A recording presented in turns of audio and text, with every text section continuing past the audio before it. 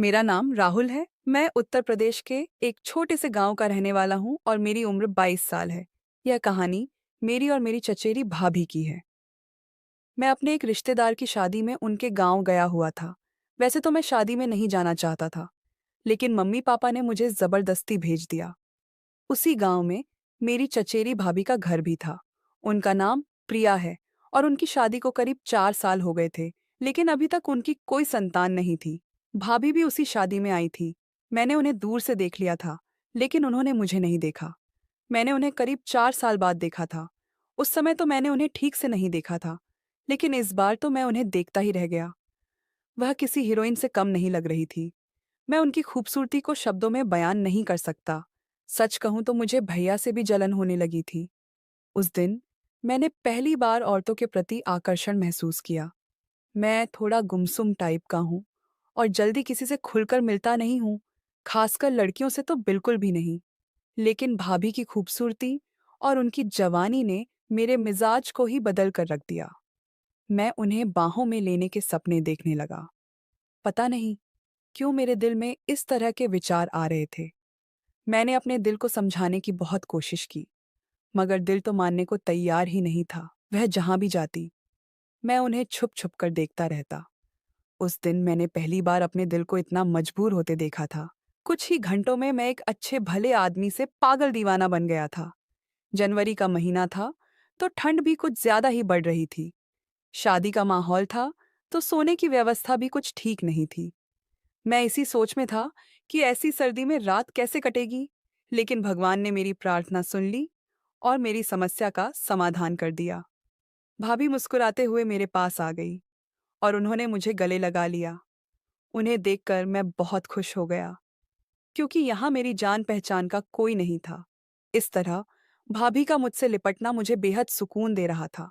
पता नहीं क्यों उनकी यह छुअन मुझे अपनी ओर खींचती जा रही थी। दिल कर रहा था कि भाभी मुझसे ऐसे ही लिपटी रहे।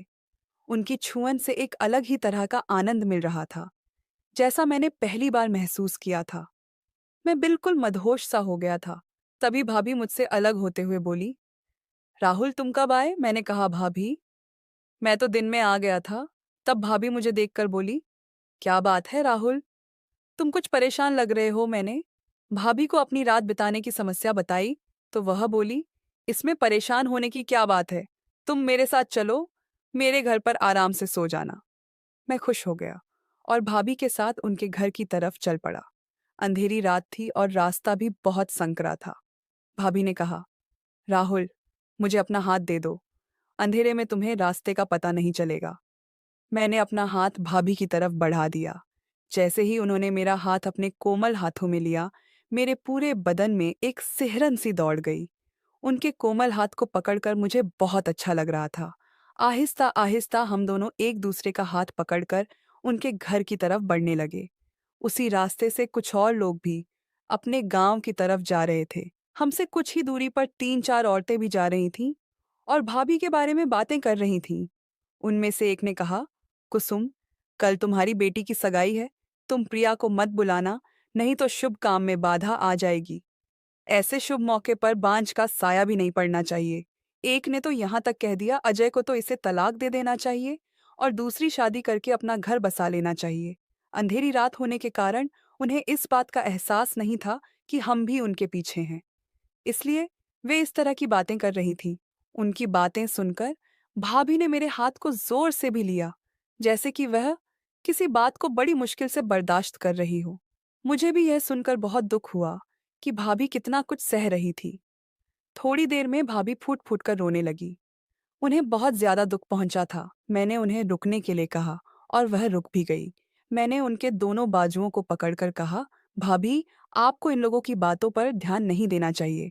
जब आप जानती हैं कि इसमें आपका कोई दोष नहीं है, तो आपको दुखी भी नहीं होना चाहिए। आप बहुत अच्छी हैं। देखना, एक दिन सब कुछ ठीक हो जाएगा। मेरे इतना कहते ही वह रोते हुए मुझसे लिपट गई और कहने लगी, राहुल, यह आज की बात नहीं है। यह तो मेरे साथ होता ही रहता है। मेरा अब जीने को बिल्कुल भी मन नहीं करता। मैंने फिर उन्हें अपने से अलग किया और उनके होठों पर अपनी उंगली रखते हुए कहा, भाभी, इस तरह की बात नहीं करती। मैंने उन्हें कई बार समझाया, कुछ देर बाद वह शांत हो गई। करीब आधा घंटे चलने के बाद हम उनके घर पहुंच गए। मैं अंदर गया तो देखा कि भैया घर पर नहीं थे। मैंने भाभी से भैया के बारे में पूछा तो उन्होंने कहा, तुम्हारे भैया किसी काम से दिल्ली गए हुए हैं और 2-3 दिन में आएंगे। खाना तो हम शादी में खा ही चुके थे। तो भाभी ने जल्दी ही दोनों के लिए बिस्तर बिछा दिया। ठंड बहुत थी तो हम दोनों अपनी अपनी चारपाई पर रजाई में घुसकर बात करने लगे। थोड़ी देर इधर उधर की बातें करते करते मैंने अचानक उनसे पूछ लिया, भाभी, शादी के इतने साल बाद भी आपको अभी तक बच्चा क्यों नहीं हुआ?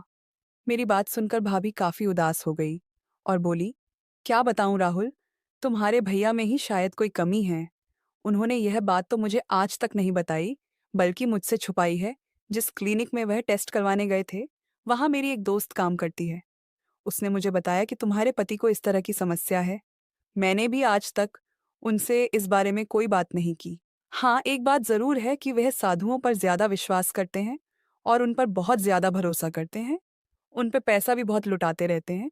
कोई कहता है कि 6 महीने में खुशखबरी मिल जाएगी और कोई साल के अंदर खुशखबरी की बात करता है। यह सब 4 सालों से चलता आ रहा है। इतनी बात कहते हुए भाभी रोने लगी। मुझे भी अच्छा नहीं लगा और मैं अपनी चारपाई से उठकर उनकी चारपाई पर जाकर बैठ गया। फिर अपने हाथों से उनके आंसू पोंछने लगा। जब मैंने उनके आंसू पोंछ लिए तो अपनी चारपाई पर वापस आने लगा। तभी भाभी ने मेरा हाथ पकड़कर कहा, राहुल, अगर आज तुम नहीं होते तो मैं शायद कुछ कर बैठती। तुम बहुत अच्छे हो, तुमने आज मुझे बचा लिया। फिर उन्होंने मेरा हाथ अपने हाथों में ले लिया और कहने लगी, बहुत कम ही मर्द ऐसे होते हैं जो औरत के दर्द को और उनकी भावनाओं को समझ पाते हैं। तुम उनमें से एक हो राहुल। मुझे यह सुनकर अच्छा लग रहा था। बात करते हुए भाभी मेरे हाथ को दबाए जा रही थी। मैं उनके बारे में तो कुछ नहीं कह सकता था, मगर मेरे दिल के अंदर एक तूफान उठ रहा था। मेरा भी मन कर रहा था कि मैं भी उन्हें छू लूं, मगर मेरा मन मुझे इसकी इजाजत नहीं दे रहा था। फिर उन्होंने कहा, जो भी लड़की तुमसे शादी करेगी वह बहुत खुशकिस्मत होगी। तुम औरतों की इज्जत करते हो और उनकी भावनाओं को भी अच्छे से समझते हो। वह अपनी ही बातों में मशगूल थी, लेकिन अचानक उनका ध्यान मेरी तरफ गया। उन्होंने कहा, इस सर्द रात में मैं बिना कुछ ओढ़े ही बैठी हूं। फिर उन्होंने कहा, राहुल, रजाई के अंदर आ जाओ, ठंड बहुत है। यह सुनने के बाद मेरे दिल की धड़कन तेज हो गई। मैं समझ नहीं पा रहा था कि यह सब क्या हो रहा है और क्यों हो रहा है। अब हम दोनों रजाई के अंदर एक साथ थे। फिर उन्होंने कहा, सॉरी राहुल, मैं तो अपना ही दुखड़ा रोए जा रही हूं, तुम बताओ कुछ अपने बारे में, कैसी चल रही है तुम्हारी जिंदगी? मैंने कहा, भाभी, बस जॉब की तलाश में ही गुजर रही है, मगर जॉब है कि मिलती ही नहीं।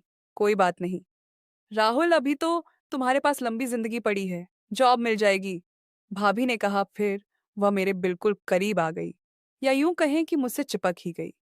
राहुल, तुम्हारे मन में कभी ऐसा विचार नहीं आया कि तुम्हारी भी एक गर्लफ्रेंड होनी चाहिए? मैंने कहा, भाभी, विचार तो आते हैं लेकिन कोई ऐसी मिली ही नहीं आज तक।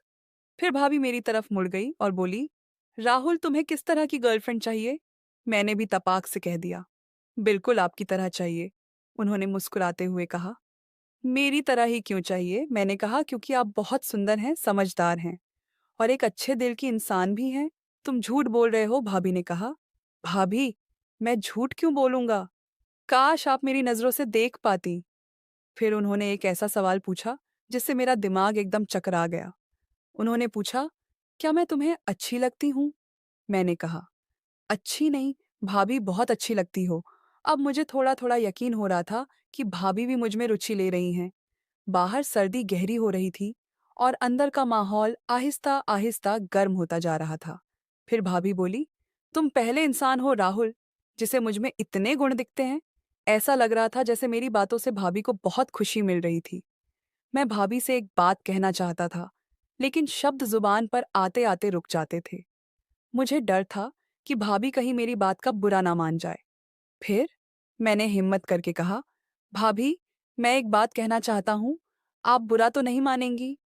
भाभी बोली, राहुल, तुम कुछ भी कह सकते हो, मैं तुम्हारी किसी भी बात का बुरा नहीं मानूंगी। भाभी, मैं आपको औलाद का सुख देना चाहता हूँ।